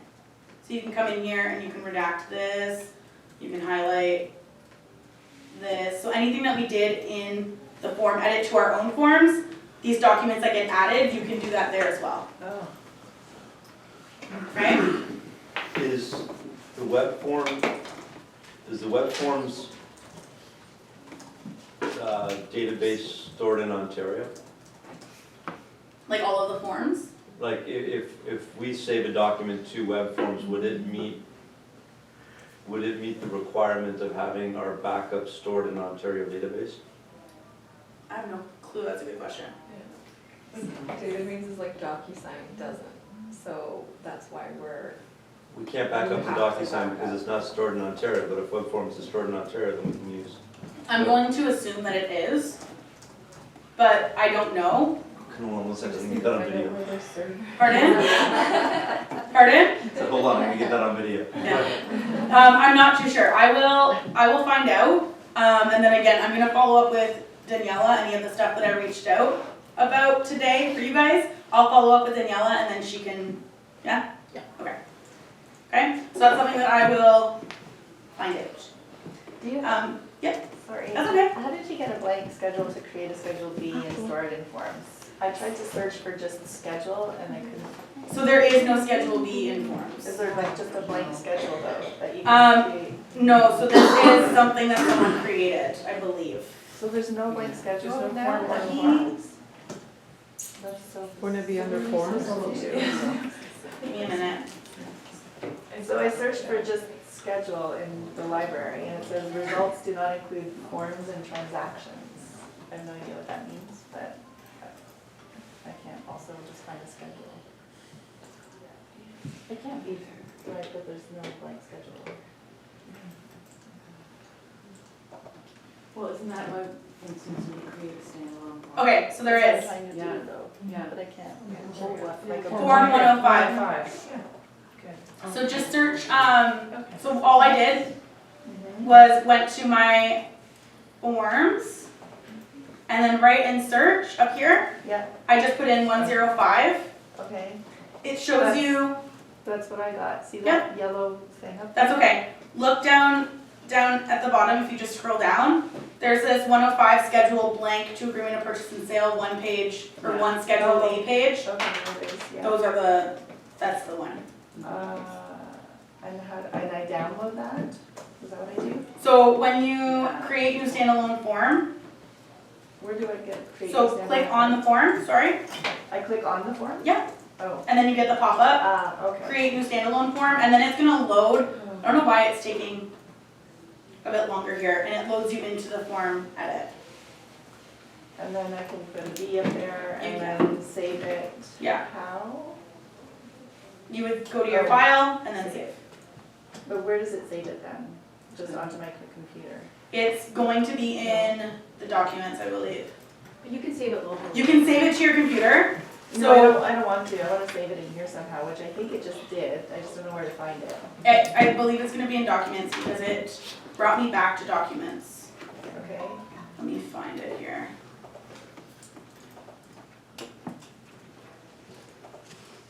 You can save it into the form. Give me a minute, sorry. I'm not seeing it anywhere.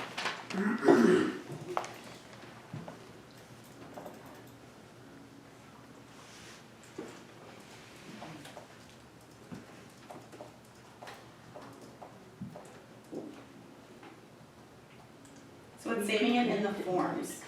So forms.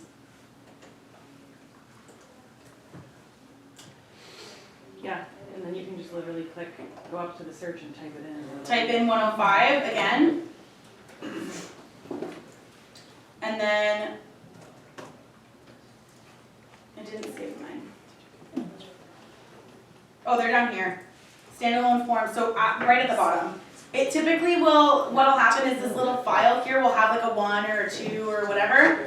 And then you can click into it and you can see the forms that were created off of it. For whatever reason, when you're searching, it's not doing that. If you scroll all the way to the bottom, standalone forms matching 105. So if you created the standalone form, Yep. do Okay. you see it at the bottom there? Yep. And then they're all there. Okay, they don't get added to, like, when you create a standalone, it doesn't get added to a transaction. If you wanted to add this to a transaction, instead of doing standalone, create new form, add to existing transaction, and this will add it to, like, I can add it to my December 9th that we created today, and it'll get added to my December 9th. Can you add it to a template? I just did, I added it to one of my templates. Alright, go here. Yeah, you can. In your templates, you can add it as a form. Okay. So you just go into You go back to your templates, click on your, here, I'll go back here. So go back to your setup to find your templates.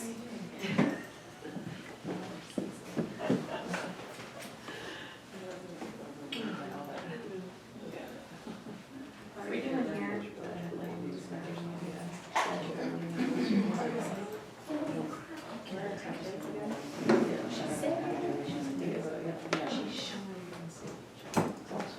Where do I find templates again? It's under setup. I'm trying to get there. I know it's under, there we go. Setup and then transaction I templates. kind of understand. I'll go to dashboard and you'll see there. Okay, yeah.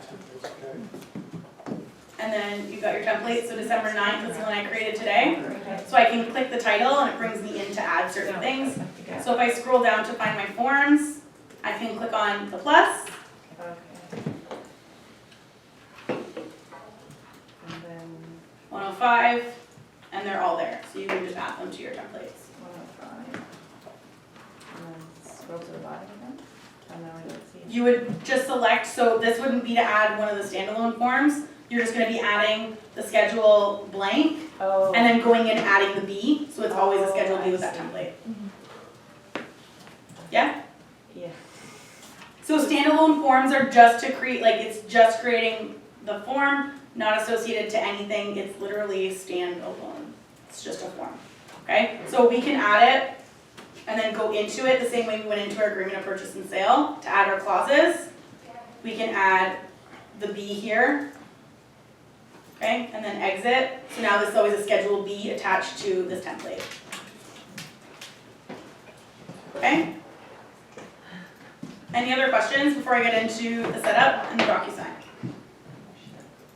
Okay, so setup. If we go back to our gear shifts here for setup, this is where we're gonna find our transaction templates, but also our clauses. So if you have any clauses that you wanna add to WebForms 2019, setup and clauses, you then have your three options once it loads: personal, office, and system. So if you have any personal clauses that you wanna add to the system, you go to personal clauses. You can click on add new clause, title it, and then you can copy and paste the content if you have it typed anywhere else. Okay? 20,000 characters max, just don't go with that. And then these are all the personal clauses that will appear when you're adding a clause, and select on the personal clause category. Okay? If I go back to my setup, so program settings. Okay, this is where we're gonna go to, well, one of the most important things, well, two of the most important things is get rid of that fax back cover sheet and then default to font. Okay, so program settings, transaction settings, create cover sheet. If this is toggled on, turn it off and then update, and it'll get rid of that fax back cover sheet. So how did you do that again? So you setup, settings? program settings, Okay. and then the top option, transaction settings, and then create cover sheet at the bottom here. If there's a check mark, unclick it, so it's blank, and then select update. And then you won't have that fax back cover sheet when you create your transactions, okay? Another important thing, if you go to your form settings, so if you just scroll down and go to form settings, this is where you can default your font.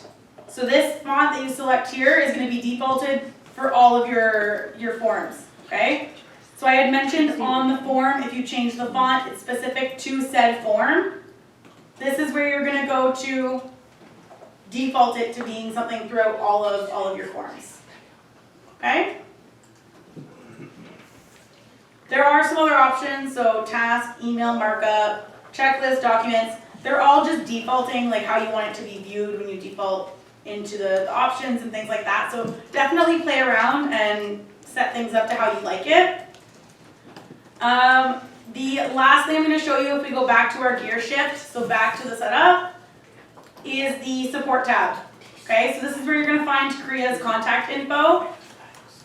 So CREA's email, CREA's phone number, their times aren't up to date because, like I said, they're open 8 a.m. to midnight, Monday to Friday, and then for a few hours Saturday and Sunday, I believe, or maybe just Saturday. So this isn't up to date, but they are there for you. So if you want to email them, here's their email, their phone number. There's also this contact support page here where you can fill it out. Just keep in mind this does go through email, and they are a bit backed up on emails right now, okay? And then down below, there's these help guides. So this is the help guide that I referenced at the beginning of the course that I highly suggest. If you click into it, it does open a new tab, but it brings you to all of these different articles about CREA's web form. So if you're looking for something specific, there is a search bar. So if maybe you're looking how to create a contact because you forgot how to create a contact, you can search create a contact or just contact. Any articles applicable to creating a contact will pop up. So creating a contact, I can click in and there's actually step-by-step with images to show you how to do all of these things. Okay, so it's extremely helpful if you get stuck or just want to do like a quick review of the tool. This help center is great. And then to wrap it up, we'll talk about the DocuSign and AuthentiSign. So I'm going to first talk about DocuSign just because it's a little bit easier to manage. So this little buggy here, this is how you're going to link your e-signature program. Okay, so it's called an app store. We click on it, you have a bunch of different options. So for those of you using DocuSign, all you are going to do is click on this green link button. If it says unlink, you've already done it. Okay, if it says link, if you're clicking on the link button, it brings you into DocuSign's website where you're going to log in. I believe it asks you to agree to some form of release agreement. Once you've agreed, you're brought back to WebForms and it's done. Yeah, nice. Okay? Super, super fast. Now that you've linked it, if you go back into your transaction dashboard and look at your forms and those baskets, you'll see the pens. You'll see all the little pen icons listed everywhere. I'll show you guys where you can find them once I talk about AuthentiSign. So, for those of you who are with AuthentiSign, AuthentiSign is a little bit different than DocuSign. There's no link button here.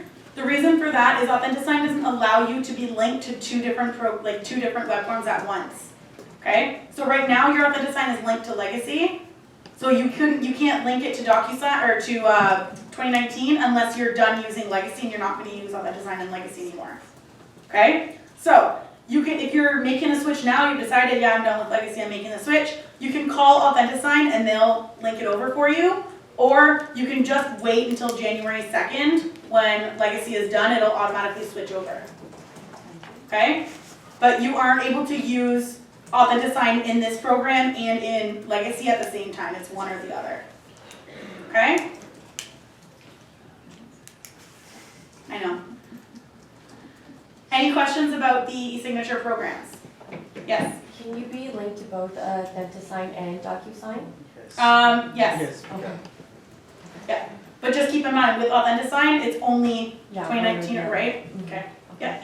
So now I still have everything in Legacy.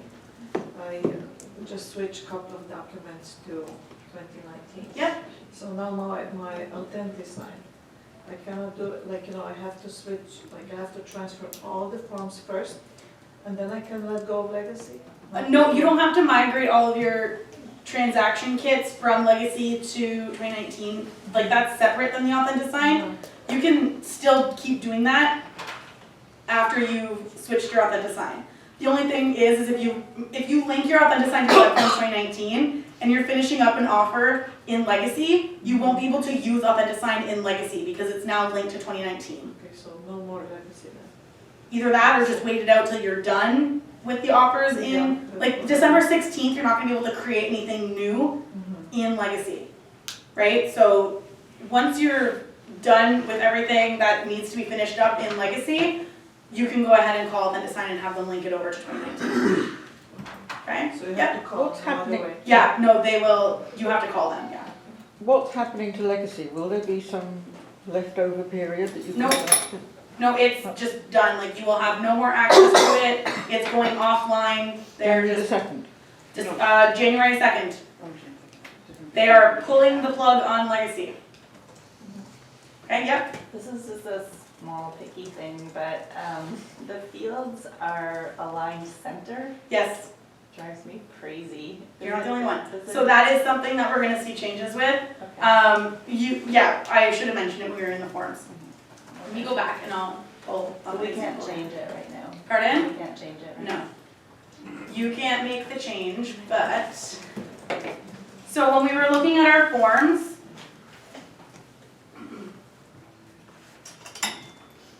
okay, you'll notice that everything that we type in is centered, okay? It's not, there's all this blank spot here, everything that you type is centered. There's no way for you to switch it to be like left right now, pardon?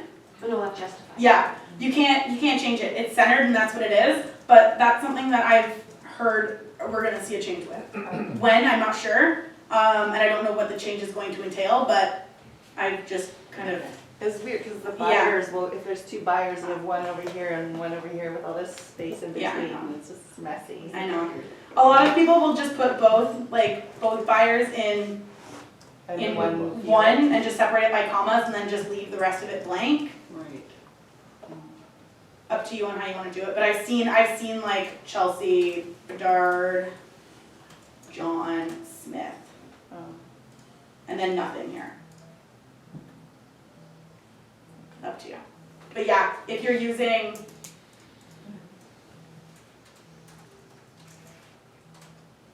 you're right, there's huge spaces I mean, that doesn't look that bad, but it does look bad on an offer when it's actually Absolutely, printed. yeah. Yeah, that's something that you're not the only person to bring, yeah. We're gonna see some form of change with that hopefully soon, okay?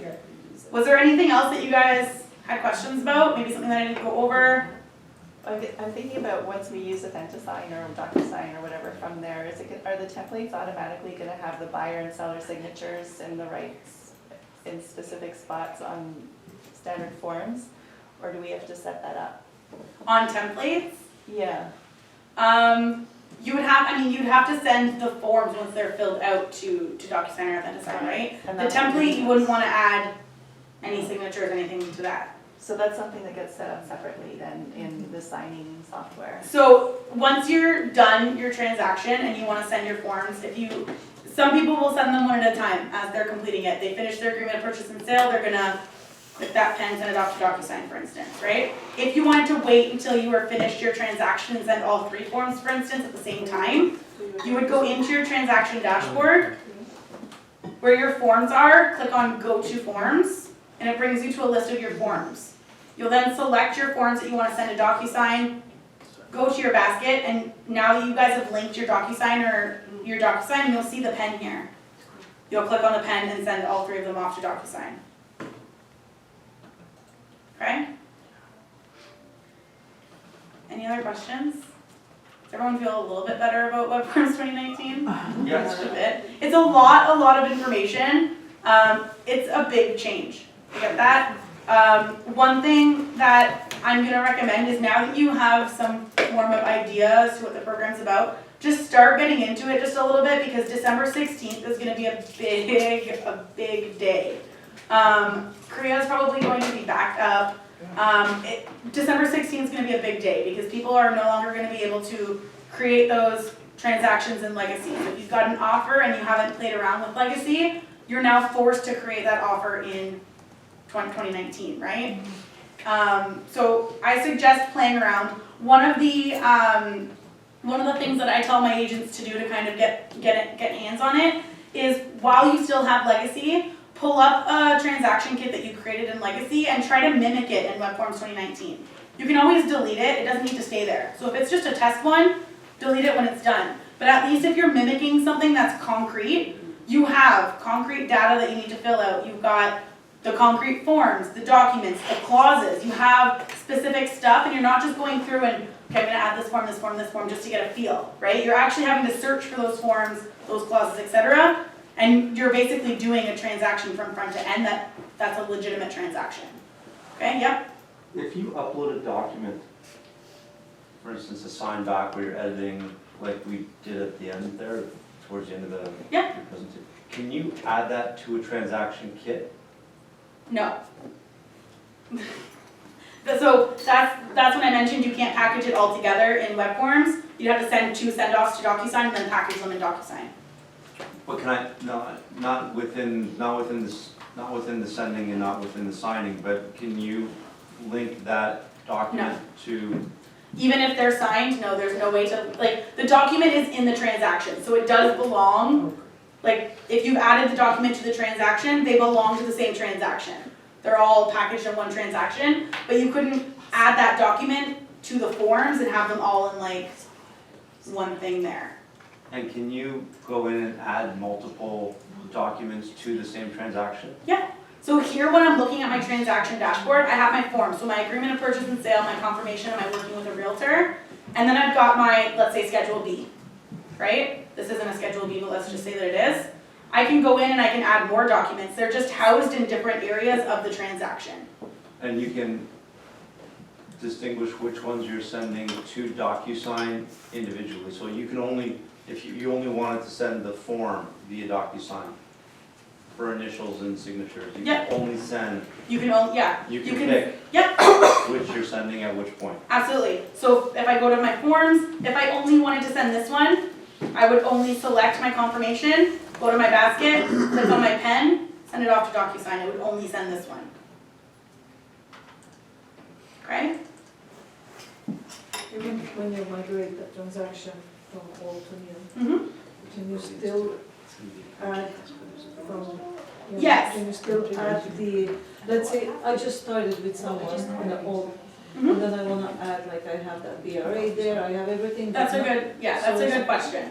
So You can. So, migrated transactions. She just asked, with a migrated transaction, if I need to add like a new form or a new document, can I do that? Yes. So if I go into December 9th, migrate, this is what I moved from legacy over to 2019 this morning, right? So the first thing I did, I can come in here and I can still add a form, but maybe I need to add an extra form to this. I can still go in and edit and add whatever I need to do. The only thing that you can't do is the forms that you created in legacy, you can't edit those forms in 2019. And it's not gonna populate the data, you'll have to enter all the data again. Like if you had the contact names and everything entered, that's not gonna populate the form just by adding it to the transaction. No, no, you would have to like go here, if you wanted it to, import data and pull the MLS. Oh, And then it would. Okay? okay. Yeah, but the only important detail to keep in mind with the migrated is that you cannot edit the forms that you had that you had in legacy when you migrated. But you can add from there, you can, whatever else you need. Are there any other glitches or weird things that you know about that we haven't asked about? No, I actually think you guys caught them all. The clauses is the big one. So not being dynamic, meaning not following through from page to page, that's the biggest kind of downfall of the program, and I can promise you that that is being fixed. The centering, like you had mentioned just at the end there, the centering of the form, of the text in the forms, that's something that I've heard is getting fixed. I can't promise you that it is or when it is. I don't have any details on that. Same as the packaging it all in WebForms. So documents and transactions combined, or documents and forms, combining it into one. You can't do that right now. I've heard that, like, yeah, that's a good idea, we probably should. Anything more on that, I have no idea. But they are, like, they send out emails letting us know. I know there was an email sent out, not, like, last week about the 16th and the 2nd, about the important dates, and it did advise in there that the clauses would be fixed. So they are releasing emails with little tidbits of information saying, like, here's what we're working on, and blah, blah, blah, blah. Yeah, that's really it. Any of the other stuff is just like little, that's not really impacting So there won't be any announcements about the bugs, about the glitches, about. I don't know. So like I said, there was an email sent out last week and they announced like they're working or there will be a fix for the clauses. So that was announced. I don't know if they're gonna send out an email. Okay, so December 11th, we're So putting out the fix for the clauses. left center for fields, or left. Yeah, I don't know if there'll be like communication sent out. You'll just notice that it's different. Yeah, you'll probably, to be quite honest with you, you'll probably just log in and notice that it's changed. These that are bad. But yeah. I just uploaded a document to my documents today when we were going through things. How do I get rid of it out of the documents folder now? So you can go to your documents, inbox folder. These are the documents that you have, Okay. right? You can click on this little stoplight menu and you have a whole bunch of options. Delete is one of them. Okay. Any other questions? All right, well, if you do have any questions, CREA, you can What's your cell always, number? you can always call CREA. Don't share it. Reach out to Daniela, she can reach out to me. Thank you very much. No worries. So you'll be back here? Yeah, January 14th, yeah, right? January, yeah, 14th. Will you be doing the same thing then, or? Yeah.